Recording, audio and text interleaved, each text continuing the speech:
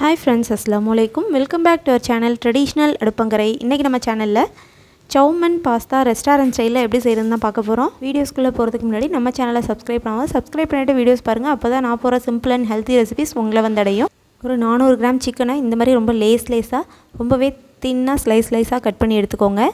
இப்போ இதை வந்து மசாலா கொடுத்து ஊற வச்சிடலாம். ரொம்பவே ஒரு சிம்பிளான மசாலா கொடுக்க போகிறேன். ஃபஸ்ட்டு ஸ்டெப் பை ஸ்டெப்பாக நான் சொல்கிறேன். ஃபஸ்ட்டு வந்து நம்ம சிக்கனை ஊற வச்சதுக்கப்புறம் பாஸ்தா வேக போட்டு எடுத்துக்கலாம். நெக்ஸ்ட்டு வந்து காயெல்லாம் கட் பண்ணி எடுத்துக்கலாம். சிக்கனுக்கு ரொம்பவே ஒரு சிம்பிளான மசாலா கொடுத்துடலாம்.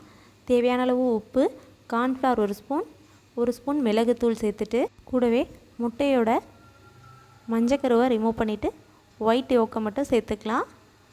சேர்த்துட்டு நல்லா ஒரு கிளறி விட்டுக்கலாம். அதுக்கு முன்னாடி ஒரு ஸ்பூன் ஒயிட் சுகர் சேர்த்துக்கிறேன். ஒயிட் சுகரையும் சேர்த்துட்டு நல்லா கிளறி விட்டுட்டு ஒரு அரை மணி நேரம் போல் ஊற வச்சு எடுத்துக்கோங்க. இப்போது சிக்கன் ரெடி ஆகிடுச்சு. ஒரு அரை மணி நேரம் இதை ஒரு மூடி ஊற வச்சிடலாம்.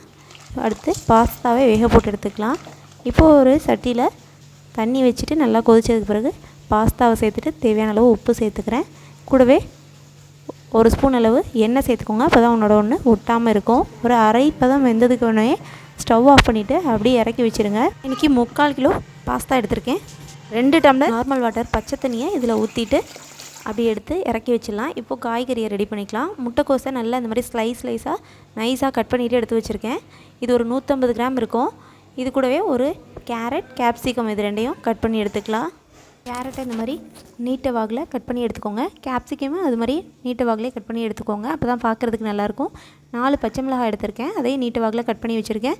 2 பெரிய வெங்காயம் கட் பண்ணிவிட்டு எடுத்து வச்சுருக்கேன். கொஞ்சம் போல் பூண்டை ஸ்லைஸ் பண்ணிவிட்டு எடுத்து வச்சுருக்கேன். இப்போது ஃபஸ்ட்டு சிக்கனை வறுத்து எடுத்துடலாம். ஒரு பேனில் ஆயில் ஹீட் பண்ணிவிட்டு சிக்கனை வறுத்தள்ள போகிறேன். ஃபஸ்ட்டு ஸ்டவ்வை லோ ஃப்ளேம்லேயே வச்சு ரொம்ப முறுகிடாமல் ஓரளவுக்கு சாஃப்டாக வர மாதிரி வறுத்தள்ளிக்கலாம். இப்போது ஒரு பேனில் ஆயில் கொஞ்சம் சேர்த்துக்கிறேன். ஆயில் சேர்த்துட்டு ஸ்லைஸ் பண்ணி வச்சுருக்கிற பூண்டை இது கூட சேர்த்துக்கிறேன். பூண்டை சேர்த்துட்டு ரொம்ப வதக்கிட வேண்டாம். லைட்டாக ஒரு 2 கிண்டினதுக்கு அப்புறமே வெங்காயத்தை கூட சேர்த்து நல்லா கொஞ்சம் வதக்கி எடுக்க போகிறேன். ரொம்பவும் வதக்கிட வேண்டாம். கலர் சேஞ்ச் ஆனோடனே நம்ம காயை சேர்த்துடலாம். இது கூடவே பச்சை மிளகாய் சேர்த்து ஓரளவுக்கு வதக்கி எடுத்துருங்க. இப்போது வெங்காயம் ஓரளவுக்கு வதங்கிடுச்சு. கட் பண்ணி வச்சுருக்கிற கேபேஜையும் கேரட்டையும் இது கூட சேர்த்து ஓரளவுக்கு வதக்கிடலாம்.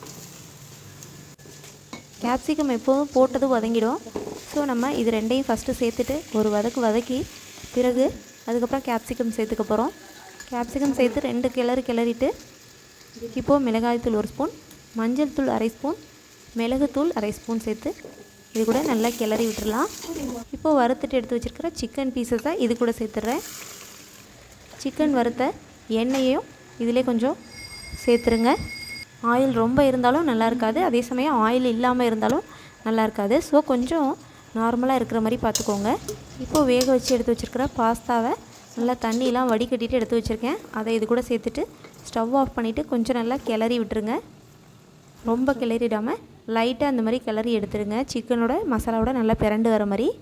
ரெஸ்டாரண்ட் ஸ்டைல்ஸ் சௌமன் பாஸ்தா ரெடி ஆகிடுச்சு. ரொம்பவே சிம்பிளாக இதை ரெடி பண்ணியாச்சு. ட்ரை ஃப்ரூட்ஸ் நட்ஸ் எல்லாம் வந்து ஊற வச்சுட்டு இது கூட ஒரு ட்ரிங்க் ரெடி பண்ணியிருக்கேன். இந்த ட்ரிங்க் வந்து நம்ம சேனலில் அப்லோட் பண்ணியிருக்கேன். டிஸ்கிரிப்ஷனில் லிங்க் கொடுக்குறேன், செக் பண்ணிக்கோங்க. இந்த ரெசிபிஸ் உங்களுக்கு பிடிச்சிருந்தால் லைக் பண்ணுங்கள், ஷேர் பண்ணுங்கள். மறக்காமல் நம்ம சேனலை சப்ஸ்கிரைப் பண்ணிக்கோங்க. தேங்க்ஸ் ஃபார் வாட்சிங் திஸ் வீடியோ.